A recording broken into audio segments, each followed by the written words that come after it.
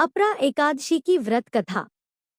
एक बार धर्मराज युधिष्ठिर ने श्री कृष्ण जी से पूछा कि हे भगवन, कृपा कर ज्येष्ठ माह की कृष्ण एकादशी व्रत का नाम बताएं, साथ ही इस व्रत की दिव्य महिमा से भी मुझे अवगत कराएं। तब भगवान श्री कृष्ण ने कहा, हे राजन, ज्येष्ठ कृष्ण पक्ष की एकादशी अपरा एकादशी कहलाती है, क्योंकि यह अपार पुण्यफल एवं धन संपत्ति देने वाली है। जो भी मनुष्य इस व्रत को करते हैं, वे पृथ्वी लोक के समस्त सुख भोग कर मोक्ष को प्राप्त होते हैं। यह एकादशी अचला तथा अपरा दो नामों से जानी जाती है। भगवान कृष्ण आगे कहते हैं कि एक समय किसी राज्य में महिध्वज नाम के एक अत्यंत धर्मात्मा राजा हुआ करते थे। राजा महिध्वज जितने सदाचारी और धर्मात्मा थे, उनका छोटा भाई वज्रध्वज उतना ही अधर्मी प्रवृत्ति का था। वज्रध्वज मन ही मन अपने बड़े भाई राजा महिध्वज से द्वेष रखता था और उनकी हत्या करने के लिए षड्यंत्र रचता रहता था।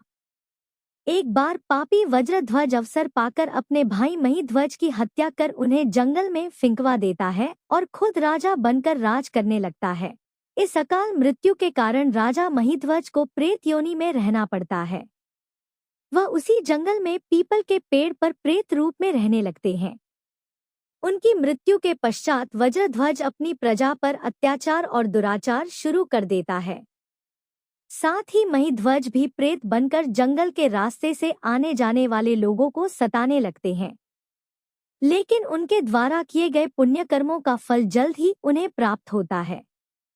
एक दिन अचानक धौम्य नामक ऋषि उस जंगल से गुजरते हैं और अपने मजबूत तपोबल से वे राजा महिध्वज की सारी आपबीती जान लेते हैं और उनकी सहायता करने सोचते हैं।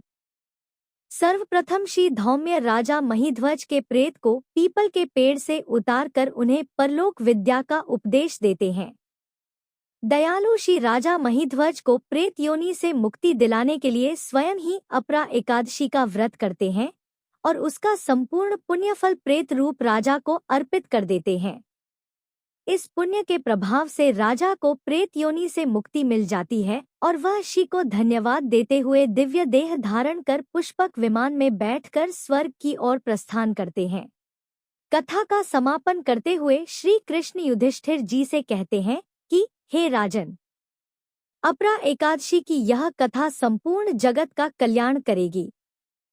इसे पढ़ने अथवा सुनने मात्र से मनुष्य अपने सभी पापों से मुक्त होकर मोक्ष की प्राप्ति करेगा।